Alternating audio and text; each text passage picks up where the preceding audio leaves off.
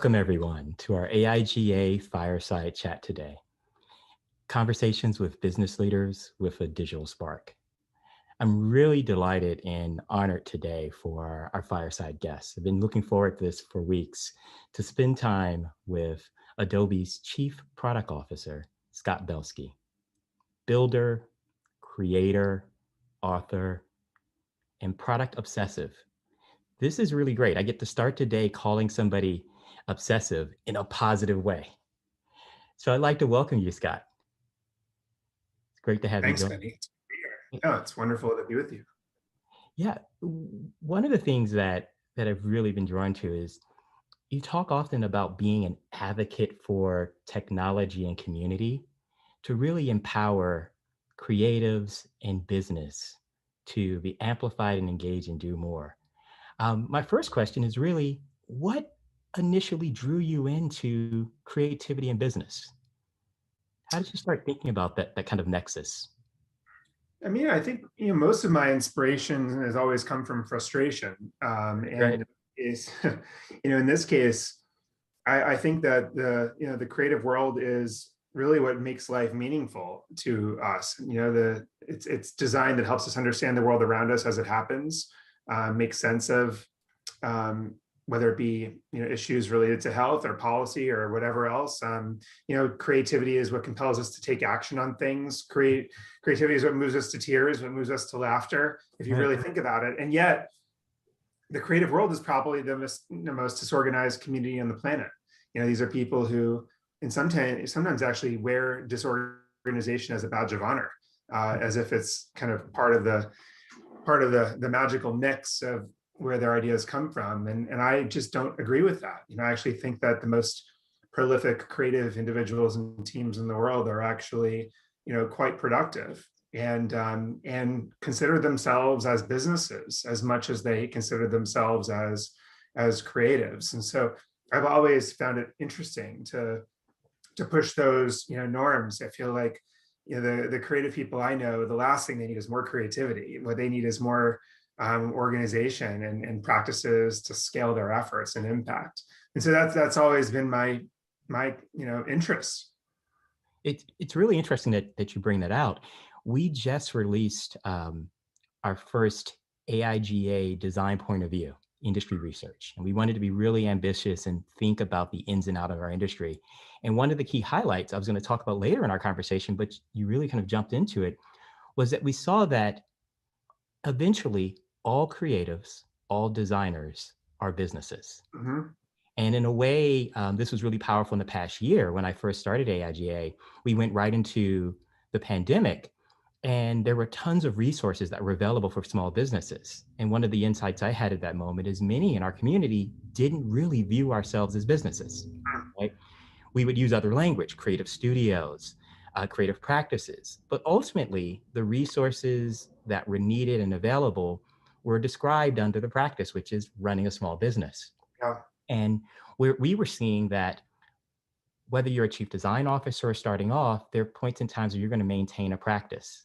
And there's value in that and strengthening your skills in that space. So I'd love to talk about kind of business and start. I'm going to take you back a bit. I was thinking about this conversation, and it's hard to believe it's been 15 years since you started Behance. Let me give you a moment to let that thing sink in, that it's been 15 years. Makes me feel old. That's not my point. I just want to talk about that moment because I'd like to bring you back to that time. As you think about starting Behance and our conversations we've been having this week with our design and business conference, we've talked a lot about designers' power in solving problems, but we've been refining it a bit to talk about the driving problems or the core problems. And that's a part of an entrepreneurial set. So I think back to Behance. What was the driving problem that you and your partners were looking to solve 15 years ago when you started Behance? Yeah, well, I think one of the real insights, again, born from frustration, was just how disorganized our friends' careers were. Right. I studied a bunch of design in college. My co-founder Matthias was a graphic designer by background, and a lot of the people that we knew really lived their careers at the mercy of circumstance. Right. They relied on clients to get them more clients only. they would put up their own portfolio site and their own domain name somewhere, but Right. the people that would go to it were people they already knew. So they were kind of preaching to the choir and not really efficiently networking. And their portfolio sites, frankly, were always out of date.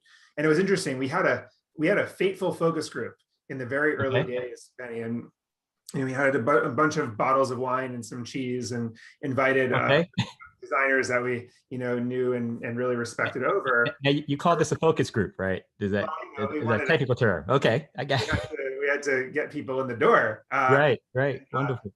And we kind of described what we envisioned for Behance as this professional, somewhat social network, where people could showcase their work and connect with each other. And universally, everyone thought that was a horrible idea. People said, well, we've got DeviantArt, we've got MySpace, we've got Facebook, we've got LinkedIn. Like, the last thing I need is another place to keep my profile updated. Like, what a bad idea. And we said, oh, wow, like this is not going well. So we poured some more wine. And then we asked a question around, what are you struggling with? Mm-hmm. And the list, it was like a long list, right? People just we were writing things up on the wall. I never get attribution for my work. An agency always takes the credit. I never get a chance to update my portfolio site. And when I do, no one really actually sees it other than the people I already know. And the list goes on and on and on. It was one of those real moments where I was like, wow, so we cannot build what the customer is saying that they want. We must build what the customer is saying that they need. And so we deconstructed the whole notion of a portfolio site so that these projects that ladder up to a portfolio actually live in the ether across so many different sorts and discovery paths, and that ultimately people's work is the lead generation for their portfolio, which was the inversion of a traditional portfolio site. So that's really where it all came from. And moving from there, it's been 15 years since Behance started, but 10 years since you transitioned into the broader Adobe product family. As an entrepreneur, you've had a chance to have this growth. And I always kind of jokingly say, once an entrepreneur, always an entrepreneur. So even in your capacity now, you've been with Adobe off and on over the past 10 years. And from that, for everyone who's mentioning, Scott had a chance to be a founder of a company that he sold into a larger company, work there, then take some time away and do some other ventures that we'll talk about a little later, and then come back. I'd love to hear, your thoughts on that trajectory. And as the entrepreneur moving through those different spaces, what have you learned about yourself and the creative business during that time? Yeah, well, as one of my mentors, Seth Godin likes to say, you have to always create ruckus. And I feel like entrepreneurs are ruckus causers in their industries, or at least they try to be. And I think that that part hasn't left me. Right. I've now been at the helm of Creative Cloud, all of our products, for the last 3 years or so, 3.5 years. And we are, we're causing ruckus. Of course, it takes a few years for ruckus to manifest itself and to see the light of day. So stay tuned on that front. But for me, I thought I was a serial entrepreneur, right, in the early days. And then I realized I was more of a mission-driven entrepreneur. I liked solving a particular problem in a space I loved, as opposed to the idea of starting over again, which to me is somewhat masochistic. It's like, oh my goodness, like the idea of going back to the 0 to 1 over and over and over again is kind of makes my stomach churn. What I love doing is, over the course of a lot of time, like really making a dent, really making a mark, and doing something for a customer base that I feel really close with and identify with personally. So you always want to kind of be creating for yourself to some extent when you're crafting a product, if you can, and I also enjoy that. So that is why I kind of went through that. That's the short version, but. I do think that these days, with the rise of the creator economy, which we can talk about, and the role. I mean, as much as we get excited about technology, let's not fool ourselves. It's the user's experience of the technology that matters more than the technology. And to me, that's the opportunity for design. I think it really is. One of the things that I enjoy, and we follow each other, and I get a chance to sometime have notes that pop up in my feed. And this is one that popped up for me that I've been saving for you. So I think the person who wrote it, Scott Belsky. And this popped up one day and it just said, the best designers I've ever worked with go rogue at least 10% of the time in every project. And you don't stop there. And you go on to say, and that's how the product ends up being better than anyone expected. So kind of, I'm gonna invite you to expand on that a bit more for Well, our audience. I got a lot of blowback for that because people said 10%. I'm like, guys, I said at least 10%. So, everyone can take their part of the spectrum there in terms of what percentage they like to go rogue. But I do believe that, I mean, the best designers I have ever worked with Right. take what I think I'm asking for and then come back and show me I was at least partly, if not mostly, wrong. Right. Because they went through the process of exploring, the full landscape of possibility, and I may have been walking up the wrong hill, and then they found the mountain. So, what does that require? It requires first of all, a dynamic or a power structure, if you will, within a team or company where designers not only have a seat at the table, which is cliche at this point, but also have a disproportionate influence over strategy, and allowance of time and space to explore the full range of possibility, and the respect of the team to come back and suggest something different than what was asked of them. Right. And so that's and when you work with people, a lot of people we work with just do what they're told, and that's not advancing the agenda. That's literally just staying within the same ballpark. Right. And it's interesting. We're spending time now and over the past year, and we continue to dig into that cliche of the seat at the table, because often people say it and they stop right there, which really doesn't give you the insight as to how executive decisions get made at both the macro corporate level or the project level in space. One of the things that I find really interesting in your role now at Adobe is you manage really three distinct groups, from product and engineering and design. What have you seen and learned from that kind of vantage point of how best that designers can influence and collaborate with their peers and colleagues across those functions? It's something that we hear a lot. How do I have a presence there? How do I have an outpaced impact? Yeah, well, it's and I'm always tinkering. It's a big organization, and there's a lot of legacy, and of course, every team within that organization is different, right? But I believe a few things deeply. One of them is this notion of a prototype being worth 100 meetings is so true. And it also doesn't only apply to product design, it also applies to like any conversation you're having.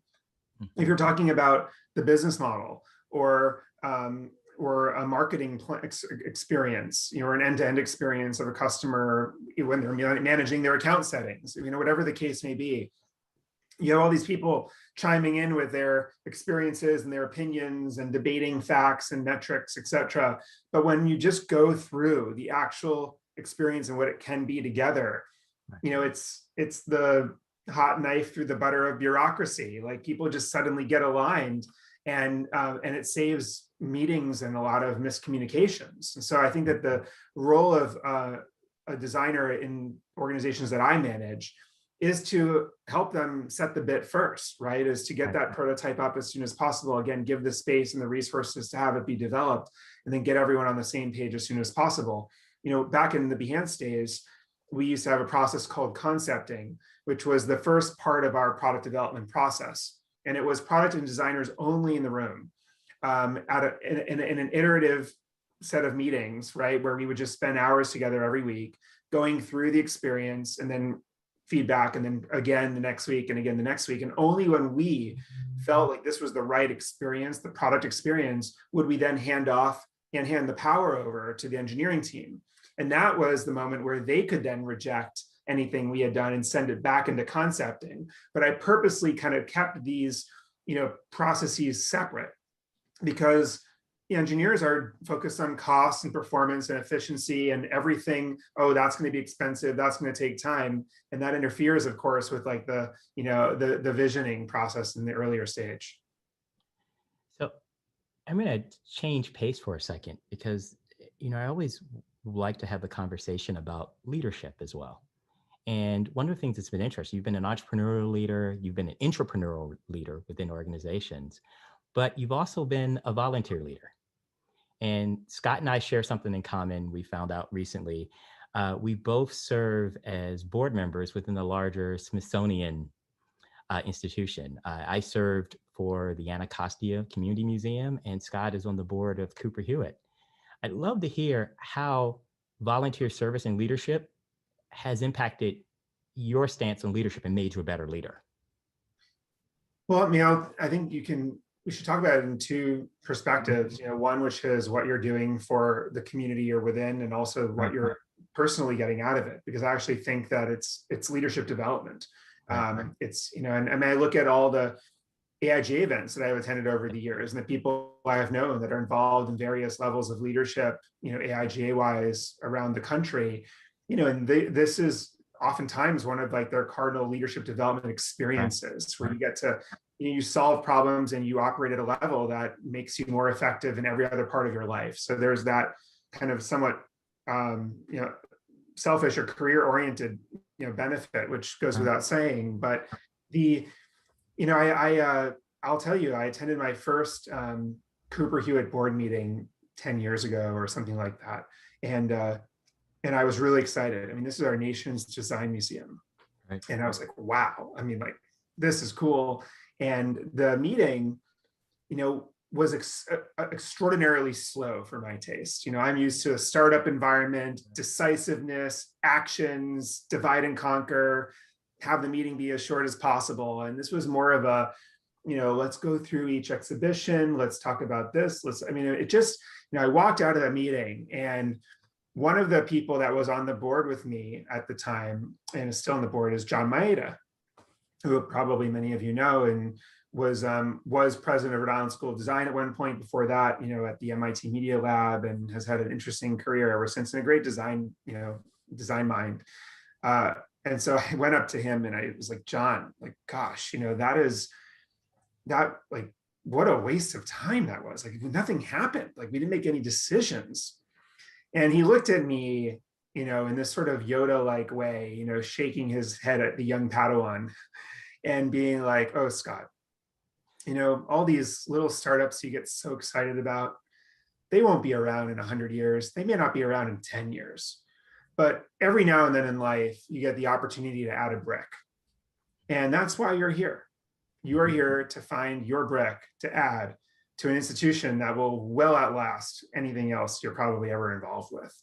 And it really struck with me. I was like, wow, like, so the purpose is really to, be the sounding board and everything else, but find some way, whether it's through my, my day role with Adobe, or like some other relationship I have, or something I can add value to, whether it's the digital experience or whatever, and try to add that brick.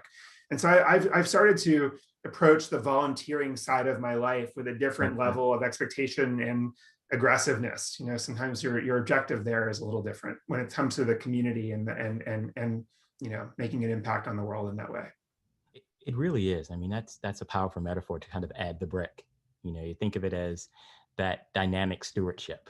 Yeah. Or the space of it where you're helping to infuse new ideas, but you also have this responsibility to help kind of make the space and to leave it better than you found it, and to grow forward and understand and respect what's come before, what's happening now, and how you can impact what happens in the future. Well said. So it's, one of the things that I love in our conversations is thinking about the things that you explore and you've been writing about. Almost a year to today, actually, you wrote a piece about crisis unlocking productivity. I was surprised when I looked back. I was like, it's actually been a year. And you were writing this from a vantage point of 2.5 months into our pandemic. So the wonderful thing about writing is we get a chance to put a stake in the ground, and then we get to look back and smile at ourselves a year later or 2 years later. So I'm going to give you that opportunity to smile back. But I'm curious, you made some great points about this moment of crisis and how it could unleash productivity that we had latent. As we take a year on to those 2 months, 14 months into there, what do you think today about this opportunity that the last year and a half has created for us? What do you think about that in terms of our productivity in the world? I mean, that, first of all, that was, me trying to desperately find the silver lining in an Right. absolute crazy time, both within my teams and my life and in the world. The thing that I did start to realize was that we've had modern practices for remote work. We've had these new tools like the Slacks of the world, and cloud services for collaboration, et cetera. We've had these things for years, Right. but our teams haven't gotten the full benefit of them because there were always the holdouts, the people who just preferred to still do things over email, or needed to still be in person for certain things. And they became, in some ways, like the lowest common denominators of our team's productivity because we couldn't, we always had to accommodate them. And we didn't, and because we wanted to be like, collegial, et cetera. And then this pandemic happened, and the forcing function of everyone suddenly having to adopt the things that they were always sort of reticent to really, adopt and modernize themselves with, that happened like instantaneously. Right. And what ended up happening is that there was all this kind of new productivity that was kind of gained but never fully realized. And then suddenly, like, that gap between the gain and the realization like suddenly closed, and like all this productivity was suddenly realized. And I think suddenly real organizations, I think a lot of us feel burnt out to some degree Right. because we've been so hyper productive because all of the kind of the friction of the system kind of went away to some degree. And now we're like, whoa, like this is not scalable from a humanity perspective. So, but it is exciting that we've unlocked it, right? And now we have to be stewards of our own energy and our own sanctity of mind, and decide how productive we actually really want to be. But that was like the key realization for me then. Right. I mean, I really respect the conversation, and it was empowering. Could read it then and then look back now to kind of boldly say, "Hey, we are unleashing this." I think about in our own lives how many things that we could hear our 2017 selves and our 2018 saying we cannot do, it isn't possible to do, and then watching as we not only did it, we did it with creativity, we did it with consideration, concern, and empathy. We did it with all these ways that we didn't think were possible before. But it does shape kind of a space right now. Is the things that we're doing, are they sustainable, right, to our space? So I wouldn't ask you to look back a year without asking you to look forward, right? But I'll give you a shorter horizon. But if you look 6 months out from today, what are the things that you think our new reality is creating both challenges and opportunities? Benny, that's a good one. And I think we could have a discussion on a number of elements in terms of what that future holds. I do think that there's. Do you remember the whole quantified self movement? It started maybe 10, 15 years ago, and it was people just kind of chronicling geeky aspects of themselves, how much they consumed, how many steps they took, how many hours they slept, how many this, how many that. And now, we all have these like Apple Watches and different things, some people take it to different levels of glucose monitoring and sleep monitoring, et cetera. And I think, I do think this last couple of years, because we, all of our lives to some extent became a little bit more localized and a little bit more, we started to understand our inputs and outputs a little bit better, or the lack thereof. I mean, for me, like, I'm desperate to travel again because that was sort of an input that I never really appreciated from a creative perspective, and now, like, seeing these four walls over and over and over, right? It's like, at some point you need more inputs. But I think over the next few years, first of all, I think, that notion of the roaring 20s coming back, I do buy that. I think that we will more deeply appreciate the role of travel and other people and meeting people, even an introvert such as myself, because it's like, these are inputs we kind of desperately need to some extent. And, then I also think we're going to start to just not work as hard as we possibly can just for the sake of it. I think we've all kind of recognized we can now unleash so much productivity for ourselves. Let's be more purposeful in our time. I was talking recently to the CEO and founder of Calendly, which is just like such a cool product. And, we were talking, And what we were talking about was like, what if you could actually really get a bar graph of your time every week? Like you really knew how every meeting was allocated in your calendar. Is it, how many hours are you spending with members versus Right. on responsibilities like fundraising versus management versus employee feedback versus Right. personal things versus creative things? And if you saw a report every week, would you be satisfied with that? Or would you say, wait, that doesn't map with what I should be doing? Right. I think that stuff is going to become much more popularized for all of us. Interesting. So, kind of thinking future as well. You've talked a lot about the future of work, and I'm curious in these discussions. We're having them all the time as well. Like, what does the future of work look like for creatives, for designers, for design adjacent business leaders? And how do we make that a more intentioned future? And you started to kind of speak about that of determining what we do with our productivity. But there's no question that our world has changed, is changing, and continues to change at a faster clip. Um, what are your thoughts on what that future will look like for creatives? Well, I would start with the fact that we used to think we needed to be associated with a shingle and have a back office in order Right. to have a great career as a creative. And that need is no longer there. Now, that doesn't mean that we won't want to be a part of firms and agencies, but we can be more purposeful in like why we are doing that. Right. And we can be a little bit more assertive in, are we getting what we want for our careers out of this experience or not? Because if you're not, there's, welcome to the soloist economy. You can Right. get everything you need from, this company Collective Fin for incorporating yourself to, all the companies that do billing and payments. You can, there's so many ways you can market yourself. You can literally have all of the back office functions of a big agency for a series of, monthly SaaS fees, right? Right.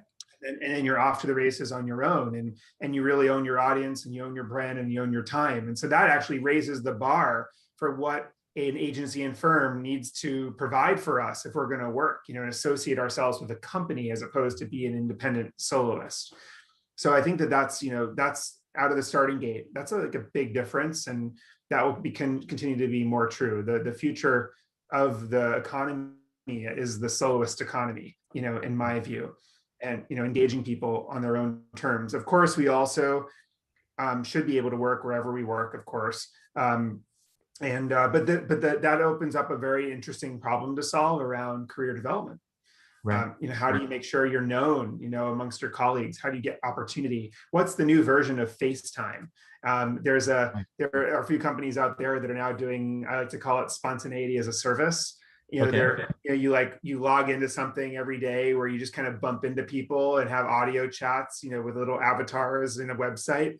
We need new ways of also like having some of those moments and spontaneity for career development and idea exchange, et cetera, that we will lose if we all insist on just kind of working remotely on our own. So those are a few of the opportunities and challenges I think we're going to have to figure out. Yeah, I think to your point, there's opportunities in upskilling and diversity of skill and portfolio, because you're right. If you're working on your own, then often you can block yourself off of other opportunities because of the nature of the business that you're working in, kind of Right. the scope and space. And likewise, the trade-off if you're working with a larger shingle, the ability to pivot in space, it creates an entirely new way of thinking about a dynamic career, one that's Absolutely. sustainable and productive. Mhm. So, it comes back to, it all comes back to our conversations about, being a creative entrepreneur. We really, the theme and throughput of our discussion has really talked about those points and those drivers of thinking about what's next and how do we build.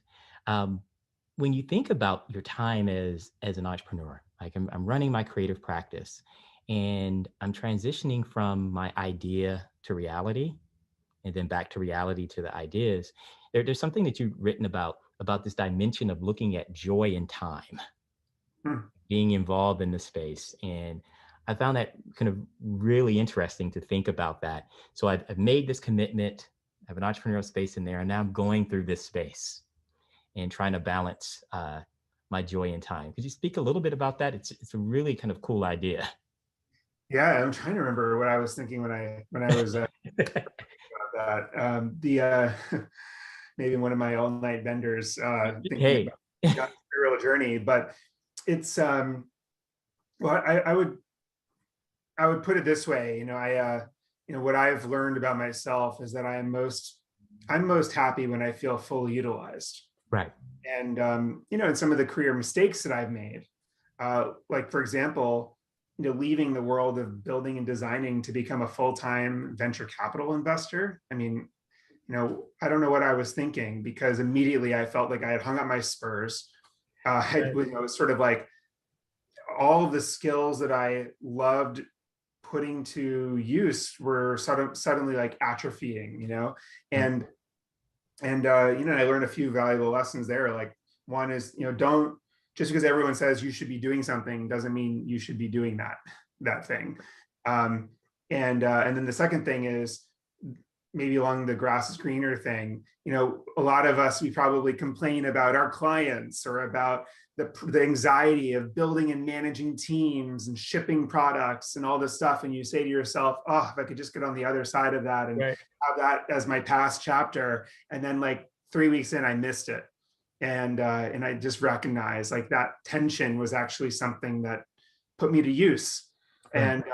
And so I'm most happy when I feel fully utilized, both professionally and personally. And so I've started to really just think about my time as it relates to, whether it's with my children or my spouse or my this or my, like all the things that are trying to like, leverage those muscles. So joy and time. Well, I think that you certainly have like a very volatile process, over the Right. course of building something. But I don't know, maybe you tell me if there's another direction you wanted to No, go. no, that's it. I came across that in the conversation. I just thought that was a nice thing to share with our audience, because we're all making those kind of trade-offs and thinking about it. And I love the candor of talking about making those steps. You're doing the next best, expected move, right? But that's not always the right thing. It's not always the generative thing, and it's not always the authentic, soul enriching thing, right? But we get into a space where this is the next thing that we should do. And I appreciate you sharing that out to say, hey, I did this. You know, it sounds like a good press release, right? But it's not true to really Scott Belsky. Yeah, I agree. And I look back and I think, gosh, I've always tried to take every opportunity, right? Right. Because just, it always seemed like, oh my gosh, so lucky I get to work with this person, I get this opportunity. And all of us, like, we want to make the most of every opportunity presented to us and appreciate them fully. And at the same time, maybe we, as we mature, we have to make sure we are grounded in like what our values are and like what really fulfills and utilizes us, because that's not only good for us, it's also good for the world, right? And it's good Right. for the people around us. And so maybe that's something we can all challenge ourselves to do. So I'm going to ask a wonderful advice question. As you've had a chance to serve as a leader in your own shop, a leader within a program, and then a leader of a large enterprise, what advice do you have to my design plus business audience today, as they go through their journeys? So what are the things that you think that they should hold true as they think about what's next for them? Well, you all have a superpower, that is really, um, I mean, competitive advantage. We already know design is a competitive advantage for most businesses, but as the ability to show as opposed to tell, the ability to make that prototype that is worth, countless meetings. And so first of all, you need to be working in an environment where that superpower is both nourished and appreciated.